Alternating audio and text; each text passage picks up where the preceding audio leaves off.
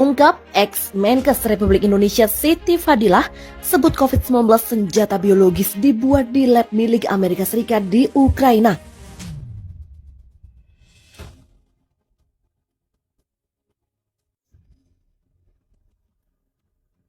Beredar artikel-artikel yang berisi klaim dari mantan Menteri Kesehatan Siti Fadilah Supari yang menyatakan bahwa COVID-19 sebagai senjata biologi yang direkayasa di laboratorium Amerika Serikat di Ukraina.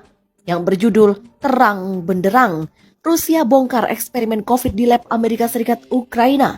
Siti Fadilah menyatakan sudah bukan konspirasi, kejahatan pasti terungkap.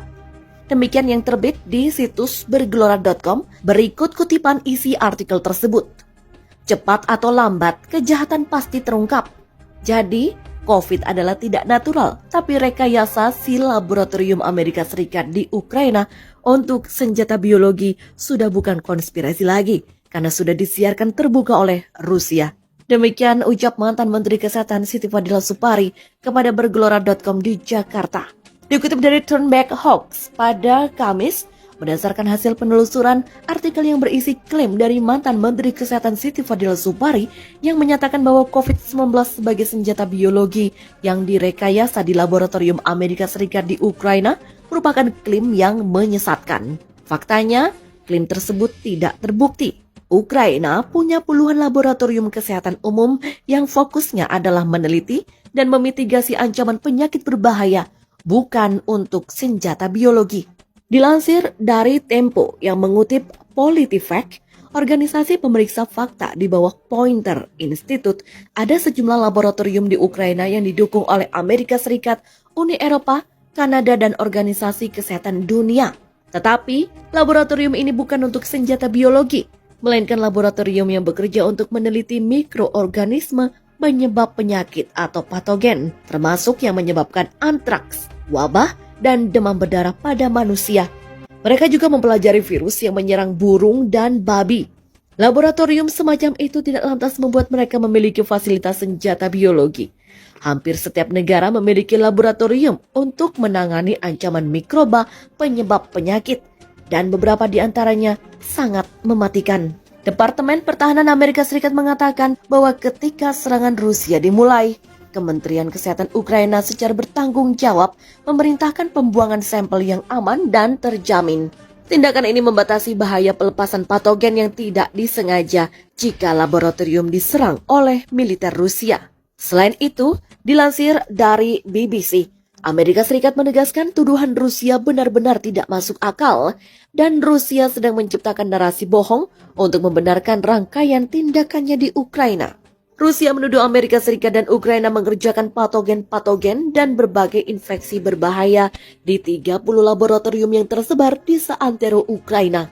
Patogen adalah mikroorganisme yang bisa menyebabkan penyakit. Ukraina punya puluhan laboratorium kesehatan umum yang fokusnya adalah meneliti dan memitigasi ancaman penyakit berbahaya. Beberapa laboratorium ini menerima pendanaan dan sokongan lain dari Amerika Serikat, Uni Eropa, dan Organisasi Kesehatan Dunia atau WHO, seperti terjadi di banyak negara lainnya. Rusia mengklaim bahwa itu adalah laboratorium rahasia, namun rincian mengenai keterlibatan Amerika Serikat bisa ditemukan pada laman Kedutaan Besar Amerika Serikat. Pandemi COVID-19 telah dinyatakan menyelimuti dunia selama 2 tahun terakhir oleh Organisasi Kesehatan Dunia atau WHO. Mantan Menteri Kesehatan Menkes Siti Fadilah Supari kembali menyuarakan keraguan bahwa pandemi tersebut merupakan peristiwa alami dari persebaran virus yang tak terkendali. Ia bahkan mencurigai adanya glut bioterrorism dengan senjata biologis di balik persebaran kasus.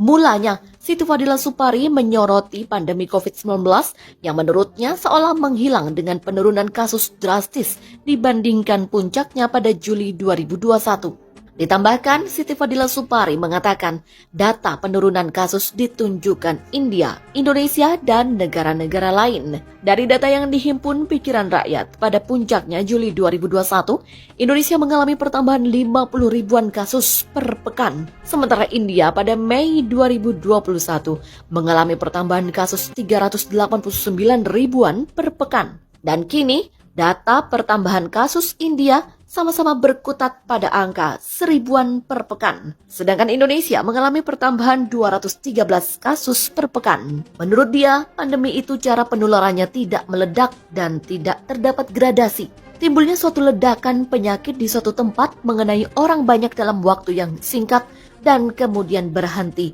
Itu adalah ciri-ciri bioterorisme. Demikian kata dia. Kecurigaan pandemi sebagai bioterorisme dengan menggunakan COVID-19 sebagai bioweapon atau senjata biologis menurut Siti banyak diulas di luar negeri.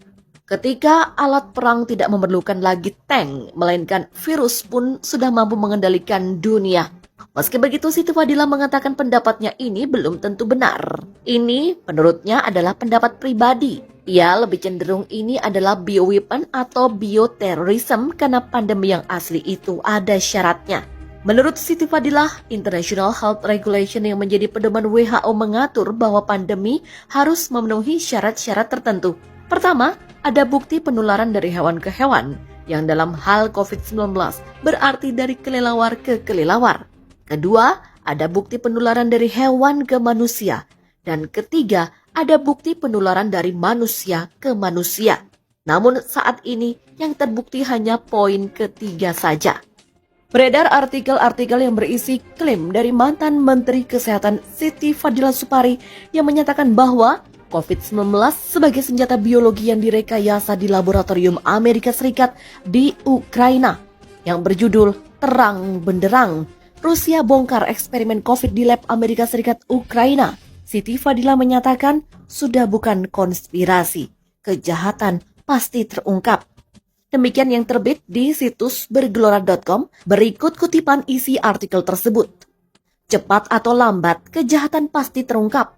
Jadi, COVID adalah tidak natural, tapi rekayasa si laboratorium Amerika Serikat di Ukraina untuk senjata biologi sudah bukan konspirasi lagi, karena sudah disiarkan terbuka oleh Rusia. Demikian ucap mantan Menteri Kesehatan Siti Fadila Supari kepada bergelora.com di Jakarta.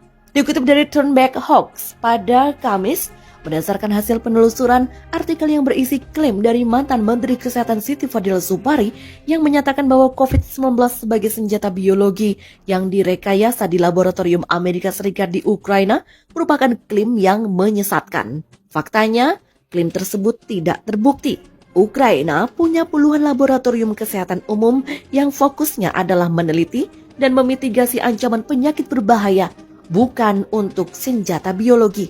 Dilansir dari Tempo yang mengutip PolitiFact, organisasi pemeriksa fakta di bawah Poynter Institute, ada sejumlah laboratorium di Ukraina yang didukung oleh Amerika Serikat, Uni Eropa, Kanada, dan Organisasi Kesehatan Dunia. Tetapi, laboratorium ini bukan untuk senjata biologi, melainkan laboratorium yang bekerja untuk meneliti mikroorganisme penyebab penyakit atau patogen, termasuk yang menyebabkan antraks, wabah, dan demam berdarah pada manusia. Mereka juga mempelajari virus yang menyerang burung dan babi. Laboratorium semacam itu tidak lantas membuat mereka memiliki fasilitas senjata biologi. Hampir setiap negara memiliki laboratorium untuk menangani ancaman mikroba penyebab penyakit, dan beberapa di antaranya sangat mematikan. Departemen Pertahanan Amerika Serikat mengatakan bahwa ketika serangan Rusia dimulai, Kementerian Kesehatan Ukraina secara bertanggung jawab memerintahkan pembuangan sampel yang aman dan terjamin. Tindakan ini membatasi bahaya pelepasan patogen yang tidak disengaja jika laboratorium diserang oleh militer Rusia.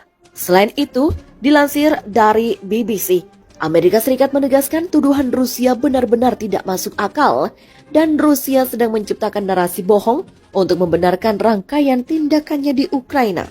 Rusia menuduh Amerika Serikat dan Ukraina mengerjakan patogen-patogen dan berbagai infeksi berbahaya di 30 laboratorium yang tersebar di seantero Ukraina. Patogen adalah mikroorganisme yang bisa menyebabkan penyakit. Ukraina punya puluhan laboratorium kesehatan umum yang fokusnya adalah meneliti dan memitigasi ancaman penyakit berbahaya.